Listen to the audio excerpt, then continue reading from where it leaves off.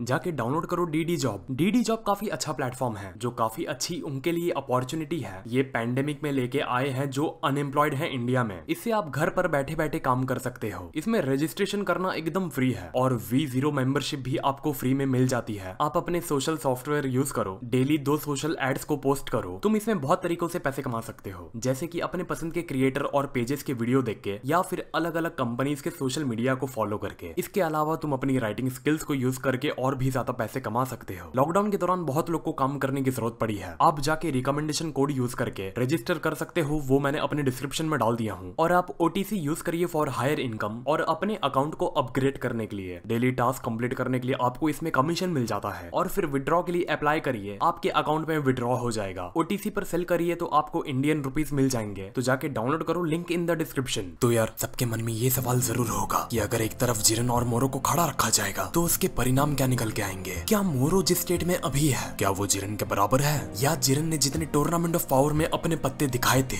वो उतना था कि वो मोरो के ऊपर था। देखो मैं जिरन से मोरो का कंपैरिजन नहीं करना चाहूंगा। जिरन के इतिहास के बारे में कौन नहीं जानता। उसने अपनों को गवाया, एक ऐसा इतिहास जिससे हर कोई वाकिफ है कि वो शख्स अपने पैरों पर मेहनत करके अल्ट्रा इंस्टिंक्ट और गॉड्स की कुर्सी को ठुकरा डाला। जिरन के अपने ही लोग ने उसे छोड़ दिया। अपनी जिंदगी में बहुत झेला है उस शख्स ने। और दूसरी तरफ मोरो, जिसकी औकात नहीं कि अपने दम पर ट्रेनिंग करके अपने पैरों पर खड़ा हो और फिर गोकू के सामने नजर से नजर मिला के बात कर सके। यहाँ तक कि गोकू ने भी उसे इसी बात को लेकर सुना डाला कि ये मासूमों की जान लेना, इक्का दुक्का प्लैनेट्स की एनर्जी लेके उनके दम पर उड़ना बंद कर अपने पैरों पर खड़ा हो। पहली बात, जिरन जैसा भी हो लेकिन हमें एक फैन के नजरिए से वो भले से ही गोकू के अपोनेंट में था और हार गया था, लेकिन इतनी इज्जत हमारे दिल में उसके लिए है कि हम जानते हैं वो शख्स एक एक सीढ़ी चढ़ के उस मुकाम पर आया है। वरना अगर जिरन मोरो को कंपेयर करूं फिर तो मैं ये कह दूंगा माजिन बू से ही गोकू को ऑब्जॉर्व करके माजिन बू को one of the most powerful character बना देते हैं ड्रैगन बॉल में। इसीलिए जिरन के लिए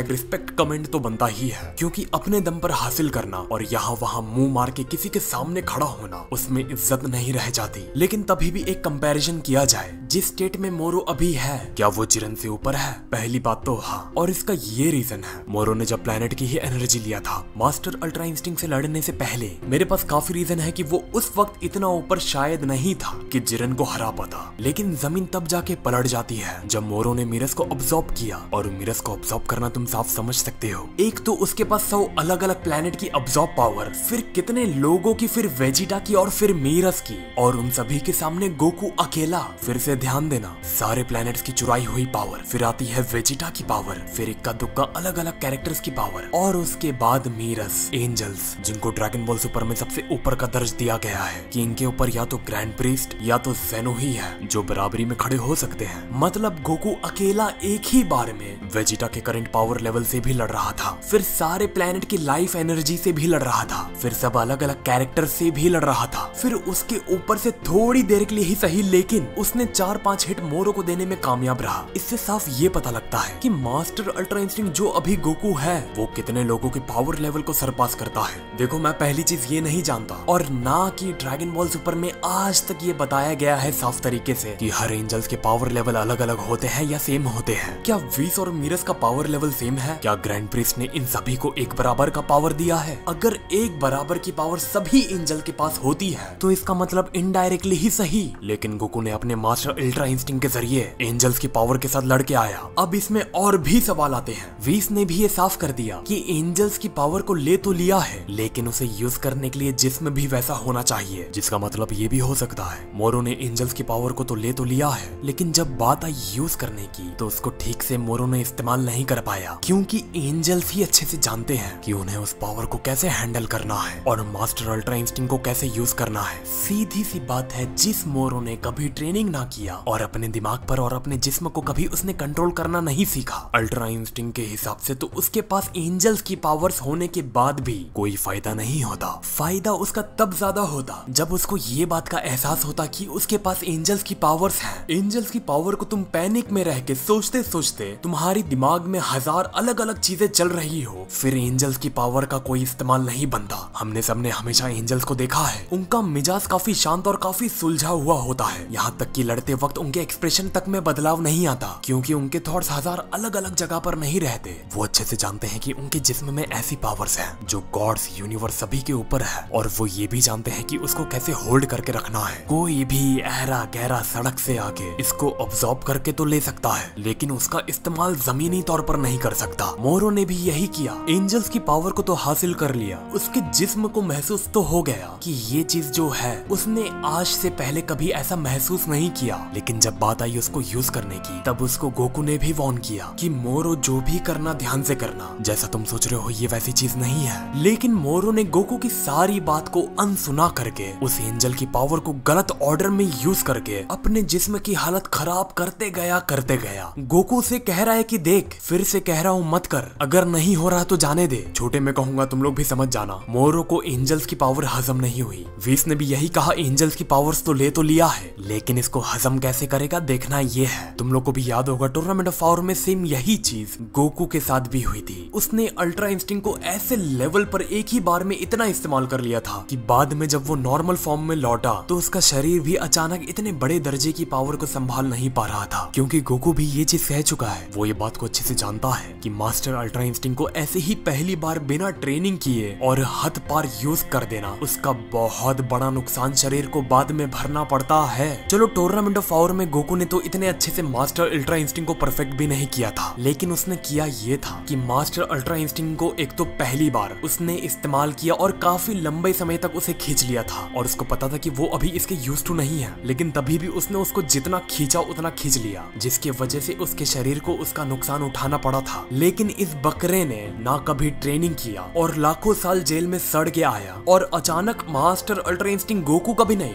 सीधा एंजल्स के मास्टर अल्ट्रा इंस्टिंक्ट को अपने बदन में डाल दिया। अब इससे तुम यहाँ समझ जाओ, बकरा यहाँ कटा नहीं, बकरा यहाँ फटा है। ये सारी बातों से हमको ये जवाब मिलता है, और मैंने तुमको इसका जवाब पहले ही दे दिया। मोरो और जिरन को कंपेयर करना काफी फेयर नहीं दिखता यार। जिरन अपने दम पर आया है, ना कि इस बकरे की तरह चोरी कर करके। तो इसीलिए यार, वीडियो अच्छी लगी तो लाइक करो, अगर मेरा एक्सप्लेनेशन अच्छा लगा तो लाइक, और बताओ कमेंट बॉक्स में कि तुमको अब समझा कि मोरो के साथ हो क्या रहा है। और चैनल को सब्सक्राइब कर दोगे तो यार अच्छा होगा। इसके स्पॉइलर 3-4 दिन में आते रहेंगे, और हम कोशिश करेंगे एनिमे इन इंडिया के बारे में बात करने के लिए जल्दी। मैंने वीडियो बनाया था थोड़ी दिन पहले, जाके देख लो यार उसको। तो वीडियो को लाइक कर दो यार। तो फिर मिलते हैं अगली वीडियो में एक और नए टॉपिक के साथ। तो नमस्ते, खुदा हाफिज़, सत श्री अकाल एंड गुड बाय।